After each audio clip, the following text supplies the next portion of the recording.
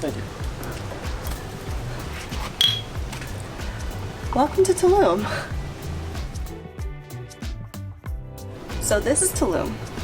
We've heard a lot about it. It's kind of like a trendy thing right now, I guess. And the first thing you should know is it's almost split into two completely different towns. You have the Puebla, like the main town area, which is where we are right now, and you have the beach zone, which is pretty much only boutique hotels and really cute shops.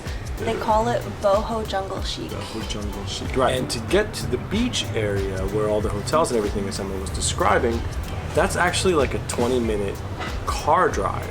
We figured we'd show you around in two parts. Right here, we're gonna show you around the town where we've been staying and having a really good time. And then we're gonna move down to the beach for a few days and we'll show you what's what around there. I think the main thing that you're going to realize really quick, like we did, is the price difference. It's really different. So for instance, we're staying in this awesome bungalow for $35 a night. So it's pretty easy to stick to a budget up here because not only do you have more budget-friendly accommodation, but you also have more budget-friendly restaurants. I want to show you a couple of our favorite budget spots as well. Tulum is really big, but that also means it's not exactly walkable.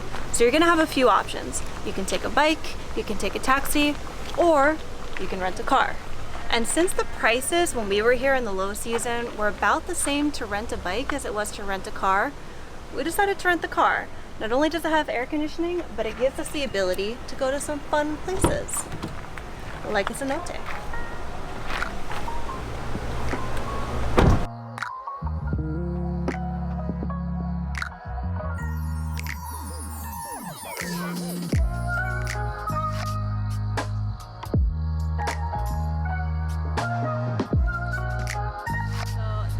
Taqueria Honorio, which is a really famous place in Tulum. It's one of our favorite cheap eats. It's amazing. It's actually amazing. You can smell how delicious this is from the street. There's a line out the door that is absolutely understandable. You cook this pork underground for like 21, 22 hours. The pork is what you gotta get. I'm sorry. It's so good. This is actually a breakfast place, so it opens at 6 a.m. and it closes whenever the meat runs out, which is usually like 2 p.m. If you're in Tulum, you have to come. You just have to. Trust us.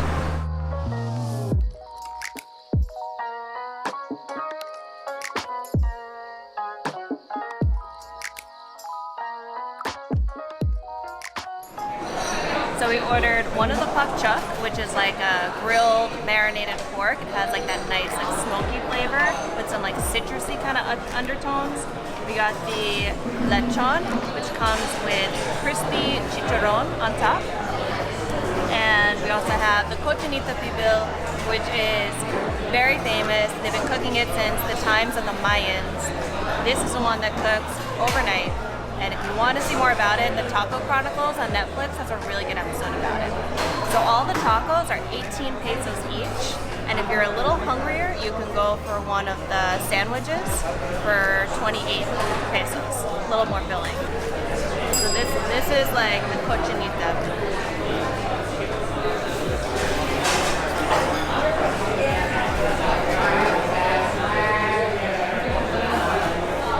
It's not even fair how good it is. I would wake up at 6 a.m. to eat this. So good. Let me just put some fixings on mine. Okay.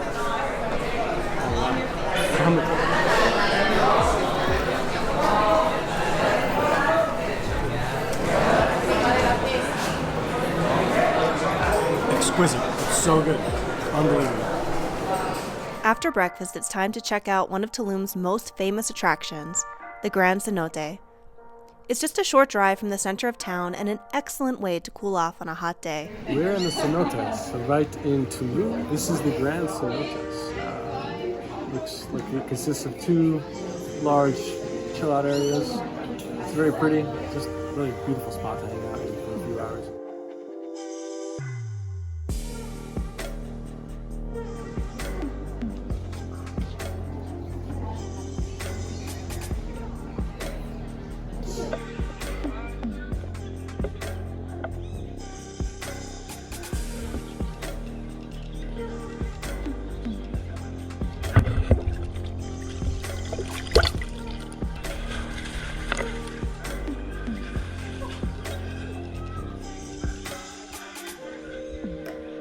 Oh, they are birds. That's a pleasant. Ah, is it pleasant? I kind of wish there were bats.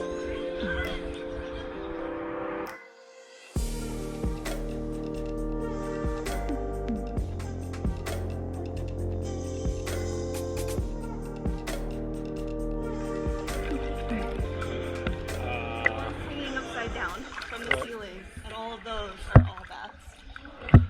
For sure. These are all bats. I don't think this is going to come through at all. This is super chill though. Once in a while, I'll just say stop moving. I mean, right above me, there's a bat flying around my head.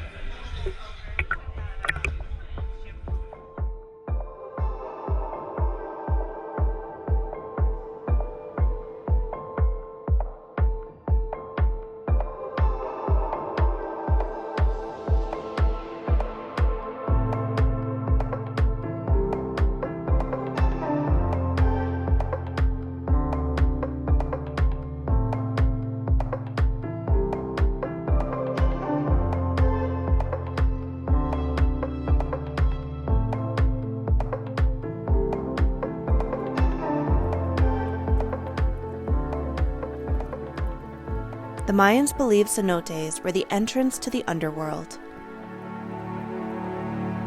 But these cenotes were sacred for more reasons than the afterlife.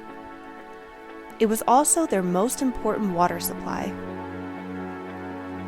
The fresh water here is so clean you can find all types of wildlife within its depths.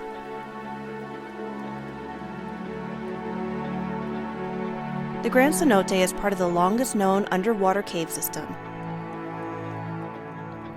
Its caverns connect with dozens of other cenotes through an underwater cave system that stretches more than 200 miles.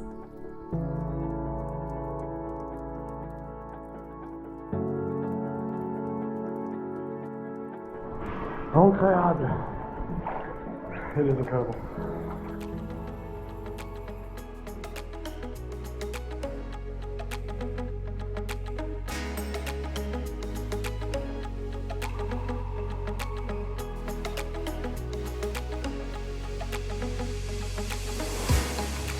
After swimming around for a few hours, it's time to eat again, and it may come as no surprise that we're once again craving tacos.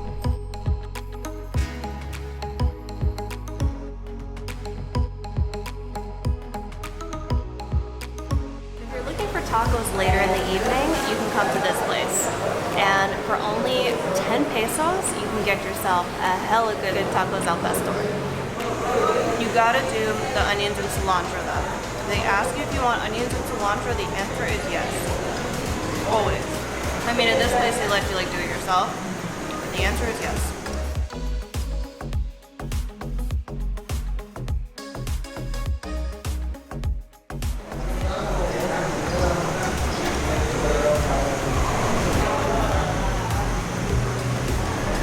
I suppose you could say that you're not really in a real taco shop unless you're drenched in sweat.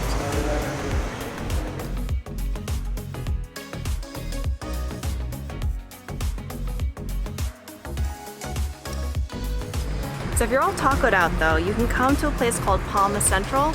It's kind of like a bunch of food trucks all in the same place. And especially if you're with a big group or a group of picky eaters where one person wants pizza and one person wants a burger and another person does want tacos. And this is the place to come. And it's affordable.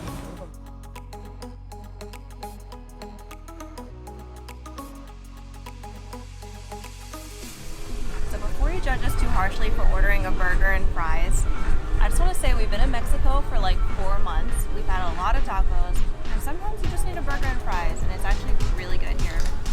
We've also had excellent Thai food from this place, and some really good arepas. So good.